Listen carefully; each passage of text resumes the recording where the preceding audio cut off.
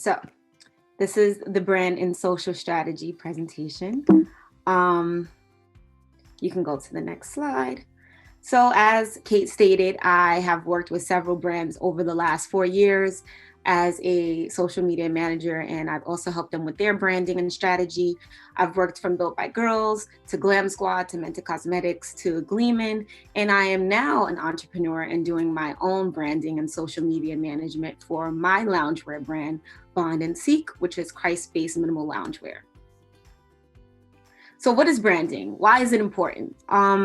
Most people consider branding as like just a logo and a color palette, but it's so much more. It is what separates you from your competitors, and it is what makes you stand out in your market. So it is your logo, it is your color palette, but it's also so much more, which I'm going to cover. Why is it important? So branding generates new customers. It gives your brand a familiar look. It tells your customer and your consumer what they should be expecting even before they purchase something. And it creates overall trust. It makes your customer feel comfortable without them even knowing what you're doing. It's kind of like a subconscious visual experience that they have with your website, with your social media platform, and any other types of marketing you do, whether you're doing any panels or anything and promoting your product, like the trade show, a lot of the branding should show in that as well. So the next slide. So I like to use a brand strategy called the 4 C's. This is something that you can use for your branding, and it's easy to remember. So the next slide. The first C is character. So what is your personality? What is the tone of voice?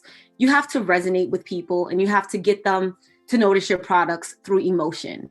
So that can be a caring tone of voice. It can be rebellious. It can be entertaining. It could be comedic. It can be any of these things, but whatever it is, it has to be consistent throughout all platforms. It has to show whether it's on your Alibaba platform, whether it's on your actual website, whether it's on your Instagram. If you have a TikTok, the branding and the tone of voice should be consistent across all platforms.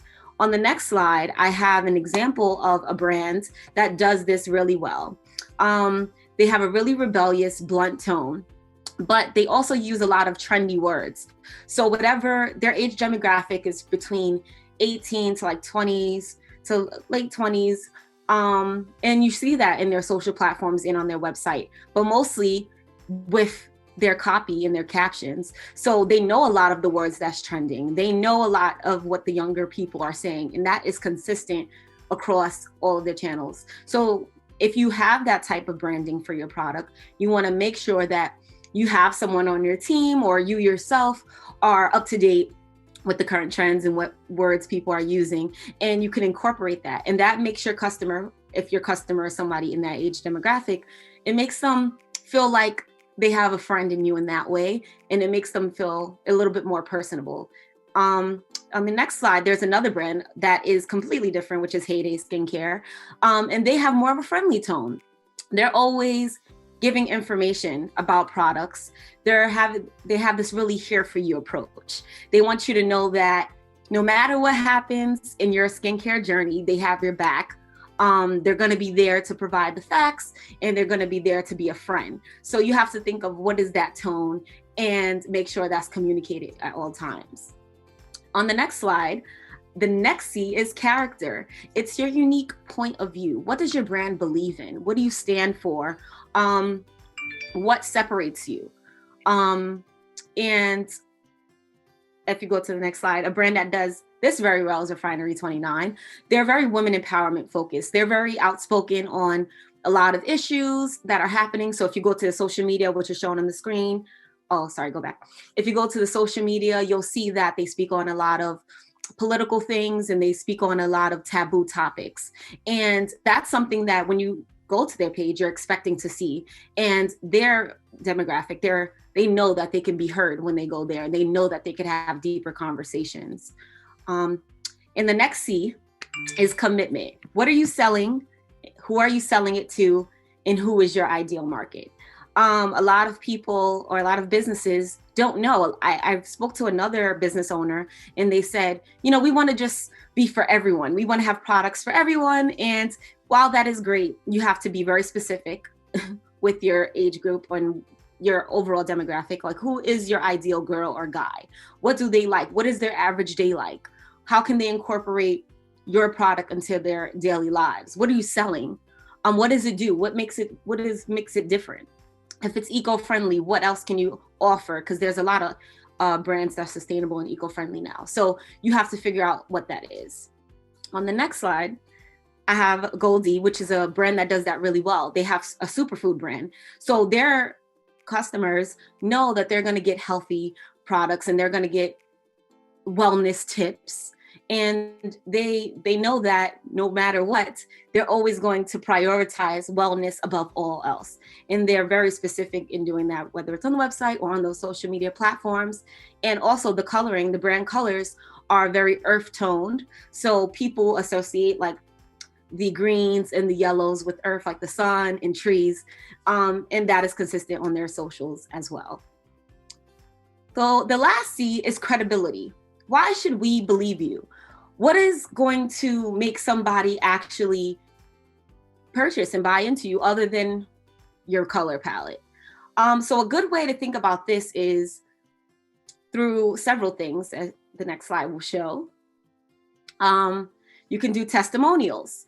Do you have anybody who uses your product who has before and after pictures? This can be done through reviews.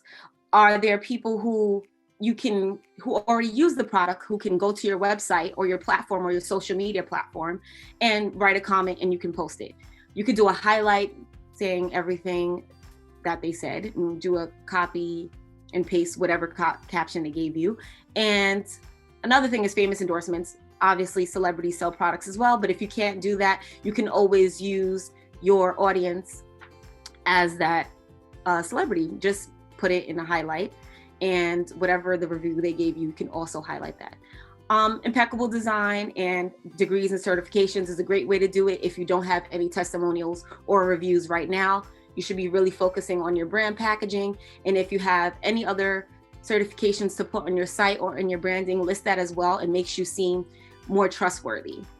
So on the next slide, there are a few examples of brands in the past who have done this well. There's Amended Cosmetics reviews. Their customers said that their whole friend group was able to use their product. So that's great. It works for everyone. Byredo does a really good job. They have like a very minimalistic design.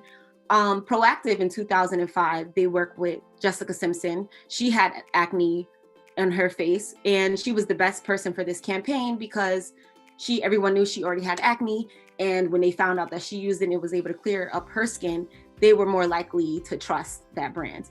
And again, there's some certifications that you can get, whether it's USDA organic or made safe certifications. Those are, if you run your product through that series of testing, that's going to, once again, make your consumer want to buy into whatever you're trying to promote. So last thing is contacts. This kind of goes under the whole competitor analysis. Who else is serving in the market? What separates you from your competitors? Let's go to the next slide real quick.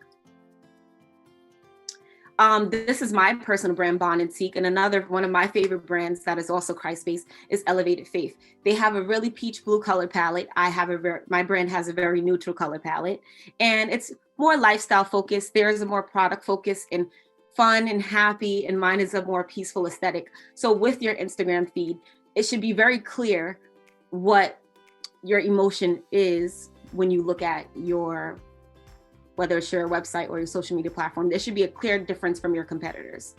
Okay, so the next slide is some questions to ask to help you with this.